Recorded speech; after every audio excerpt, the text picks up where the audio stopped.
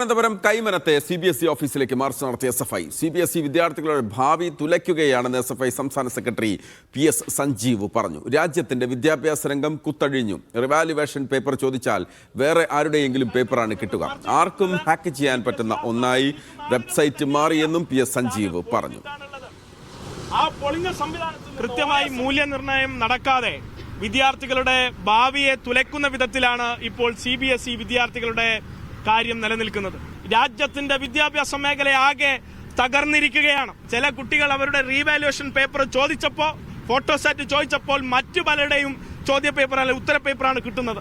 CBSEയുടെ ഇന്നത്തെ വെബ്സൈറ്റ് തന്നെയും ഏത് കുട്ടിക്കും ഹാക്ക് ചെയ്യാൻ കഴിയുന്ന വിധത്തിൽ അങ്ങേയറ്റം സെക്യൂരിറ്റി ഇല്ലാതെ, സുരക്ഷിതത്വം സനൂപ് ചേരുകയാണ് വിവരങ്ങളുമായി. സനൂപ്, SFIയുടെ പ്രതിഷേധം സമാധാനപരമായിരുന്നു. അതോടൊപ്പം തന്നെ PS സഞ്ജീവ് പറഞ്ഞ കാര്യങ്ങൾ എന്തൊക്കെയാണ്?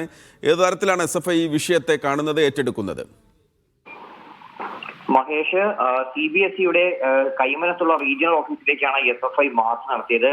ഈ +2 പരീക്ഷ അതുമായി ബന്ധപ്പെട്ട് പുനർമൂല്യനിർണ്ണയത്തിന് അപേക്ഷ നൽകാൻ വിദ്യാർത്ഥികൾക്ക് ഇതുവരെ കഴിഞ്ഞിട്ടില്ല. ഈ വെബ്സൈറ്റിലെ പ്രശ്നങ്ങൾ തന്നെയാണ് പ്രധാനമായിട്ടും കാരണം. പുനർമൂല്യനിർണ്ണയ നടപടികൾ വൈകുന്നത് തന്നെ വിദ്യാർത്ഥികളെ തുടർ പഠനത്തിനെ കാര്യമായി ബാധിക്കുമെന്നാണ് SFI പറയുന്നത്. അതുകൊണ്ടാണ് SFI ഇതിൽ ശക്തമായിട്ടുള്ള നടപടി ആവശ്യപ്പെട്ടുകൊണ്ട് മാർച്ച് നടത്തിയത്.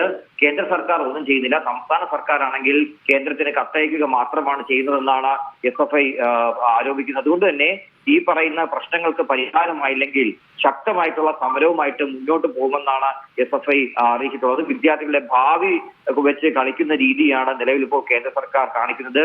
വിദ്യാഭ്യാസ മന്ത്രി ധർമ്മേന്ദ്ര പ്രധാൻ രാജിവെക്കണമെന്നും SFI ആവശ്യപ്പെടുന്നുണ്ട്. കാരണം ഈ രാജ്യത്തിന്റെ ഈ വിദ്യാഭ്യാസം അത് ഇപ്പോൾ കഴിഞ്ഞു നിൽക്കുന്ന ഒരു അവസ്ഥയാണ്. ഈ റീവാലുവേഷൻ പേപ്പർ ചോദിച്ചാൽ അത് കുട്ടികൾക്ക് മറ്റാരുടെയെങ്കിലും പേപ്പറും മറ്റുമൊക്കെയാണ് നൽകുന്നത്. അപ്പൊ ഇതൊക്കെ തന്നെ വളരെയധികം പ്രശ്നങ്ങൾ സൃഷ്ടിക്കുകയാണ്. എന്തായാലും പരിഹാരം കണ്ടെത്താനായില്ലെങ്കിൽ ശക്തമായിട്ടുള്ള സമരം എന്ന് തന്നെയാണ് SFI പറയുന്നത്.